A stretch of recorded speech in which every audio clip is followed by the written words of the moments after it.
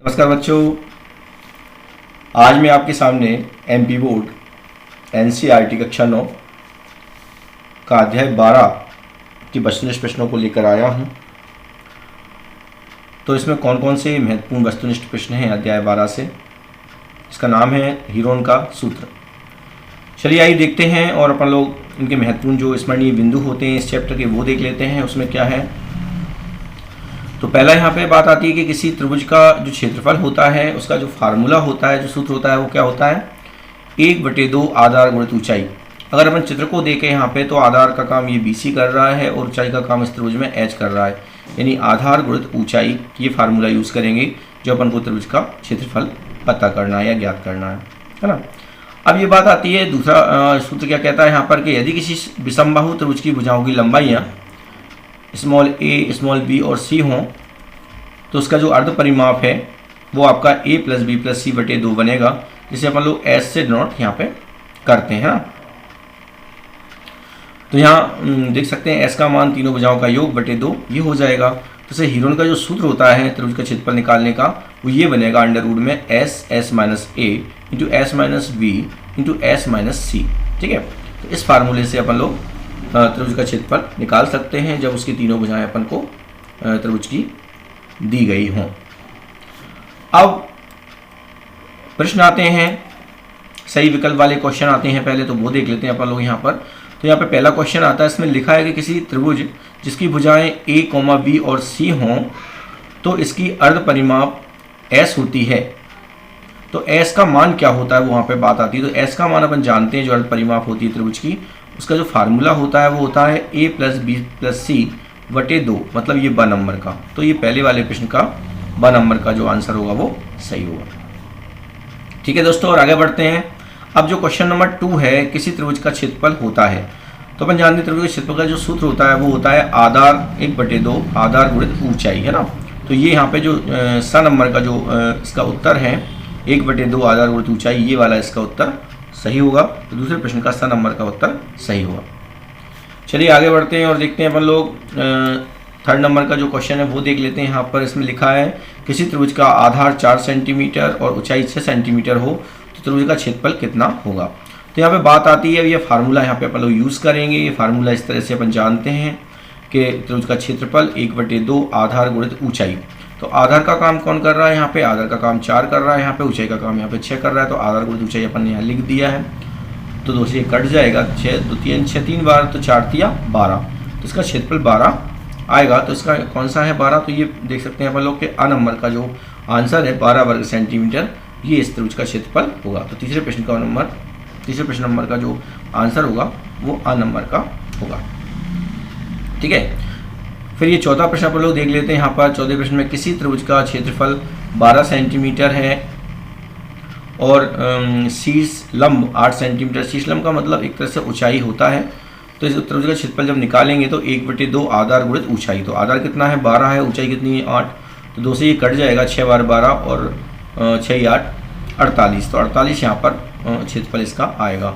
तो इसमें चारों में से जो आंसर है वो स नंबर का होगा 48 वर्ग सेंटीमीटर। तो चौथे प्रश्न का उत्तर ये होगा। अब 5वां प्रश्न यहाँ पे आता है, तो इसमें हीरोन का जो सूत्र है वो देख लेते हैं अपन लोग यहाँ पर। इसमें फार्मूले में तो अपन देख पा रहे हैं कि √ वाला फार्मूला ये वाला सही है हीरोन का सूत्र के, s कोष्टक में s - a × s - b × s - c। तो ये फार्मूला हीरोन का है जो अपन को याद रखना होगा। अब यहाँ पे देख सकते हैं अपन के सही गलत वाले क्वेश्चन यहाँ पर आए कि कौन सा जो कथन है वो सत्य है और कौन सा कथन असत्य है, ये अपन लोग इसमें देखेंगे। तो पहला प्रश्न यहाँ पे है कि त्रिभुज का क्षेत्रफल जो है वो 1/3 आधार गुणित ऊंचाई होता है। तो यहाँ अपन जानते हैं कि त्रिभुज का जो क्षेत्रफल होता है वो 1/2 आधार गुणित ऊंचाई होता है, जबकि क्या लिखा हुआ है 1/3 आधार गुणित ऊंचाई। तो ये स्टेटमेंट गलत है ना, तो यहाँ असत्य आएगा। दूसरा प्रश्न आता है कि विषमबाहु त्रिभुज के क्षेत्रफल का सूत्र जो है s - a s - b s - c होता है। यहाँ पर ABC त्रिभुज की भुजाएं हैं और s अर्ध परिमाप है। तो यहाँ पर देख पा रहे हैं कि जो फार्मूला होता है विषमबाहु त्रिभुज का क्षेत्रफल का, हेरो का सूत्र जो होता है वो √ यहाँ पे लगा होता है। तो यहाँ पे √ लगा नहीं हुआ है, इसका मतलब यह जो सूत्र है वो गलत है, यानी कि ये स्टेटमेंट असत्य है। तीसरा प्रश्न आता है कि हेरोन का सूत्र केवल समांतर चतुर्भुज का क्षेत्रफल ज्ञात करने में प्रयुक्त होता है। तो हेरोन का सूत्र समांतर चतुर्भुज का क्षेत्रफल ज्ञात करने में प्रयुक्त नहीं होता, वो तो त्रिभुज का क्षेत्रफल पता करने में यूज होता है। तो ये गलत है, ये भी स्टेटमेंट असत्य है। फिर चौथा है त्रिभुज का क्षेत्रफल 1/2 आधार गुणित ऊंचाई होता है। तो ये सही बात है, ये फार्मूला इसका सही है, मतलब स्टेटमेंट सही है, तो ये सत्य है। पांचवा, एक त्रिभुज का क्षेत्रफल होता है उसका आधार गुणित शीर्ष लंब। तो यहाँ पे देख पा रहे हैं कि ये सूत्र सही नहीं है, 1/2 आधार गुणित शीर्ष लंब होता है, तो ये स्टेटमेंट यहाँ पे ये गलत है पांचवा, तो ये यहाँ पे असत्य आएगा, क्योंकि यहाँ पे गलती से सत्य लिख दिएगा, लेकिन वास्तव में ये स्टेटमेंट असत्य है, इसमें 1/2 और आना चाहिए था। छठवा जो है, किसी त्रिभुज जिसकी भुजाएं ए बी और सी हों तो उसका अर्ध परिमाप S बराबर A + B + C/2 होता है। तो ये सही बात है। अर्ध परिमाप परिमाप अपन जानते हैं तीनों भुजाओं का योग होता है, और अर्ध परिमाप होगा तो 2 का भाग देना पड़ेगा, तो ये सही है स्टेटमेंट, ये सत्य है। फिर यहाँ पे सातवां प्रश्न आता है कि यदि किसी त्रिभुज का आधार 12 सेंटीमीटर है और शीर्ष जो है शीर्ष लंब 8 सेंटीमीटर वाले त्रिभुज का क्षेत्रफल 48 सेंटीमीटर है,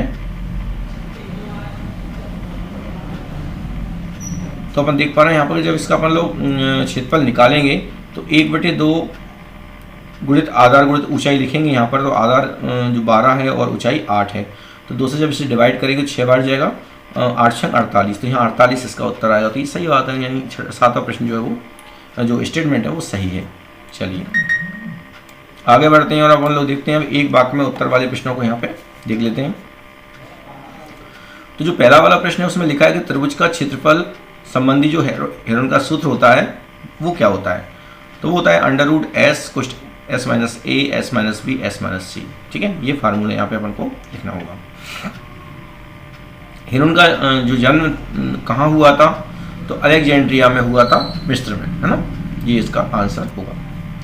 किसी त्रिभुज की भुजाओं के योग को क्या कहते हैं, तो भुजाओं का जो योग किया जाता है त्रिभुज में, तीनों भुजाओं का योग, उसे अपन लोग परिमाप कहते हैं। तो ये परिमाप यहाँ पे आएगा। ठीक है, चौथा है किसी त्रिभुज का क्षेत्रफल निकालने का सूत्र क्या है। तो किसी त्रिभुज का क्षेत्रफल निकालने का फार्मूला ये है 1/2 आधार गुणित ऊंचाई।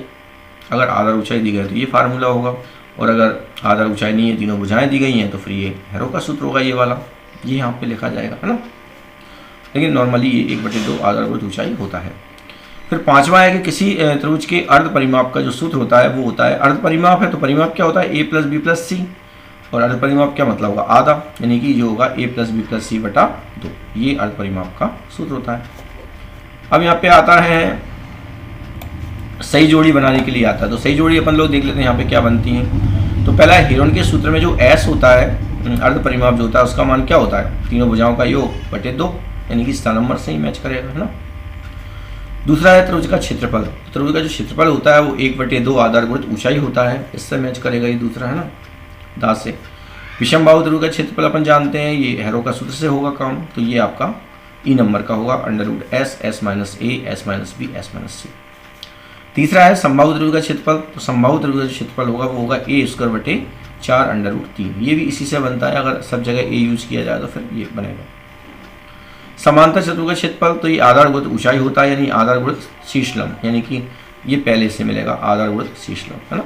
तो इस तरह से ये जो पांचों सही जोड़ियाँ हैं, इस तरह से अपन लोग तैयार कर सकते हैं। तो दोस्तों अपन लोगों ने देखा यहाँ पे कि जो अपना 12 नंबर का जो अध्याय है हेरोन का सूत्र, इसमें अपन लोगों ने जितने महत्वपूर्ण वस्तुनिष्ठ प्रश्न बनने थे ये सभी अपन लोगों ने इसमें देखे। इनसे कनेक्टेड अगर पेपर में क्वेश्चन आता है तो आप अगर ये वीडियो देखते हैं तो आपको इस हेरोन का सूत्र वाला जो चैप्टर है अध्याय 12, उससे संबंधित प्रश्नों को करने में आप सक्षम हो सकेंगे दोस्तों। तो अगर आपको वीडियो पसंद आई हो तो आप इसे लाइक करें, अपने दोस्तों में शेयर करें और मेरे चैनल को सब्सक्राइब करें। धन्यवाद साथियों।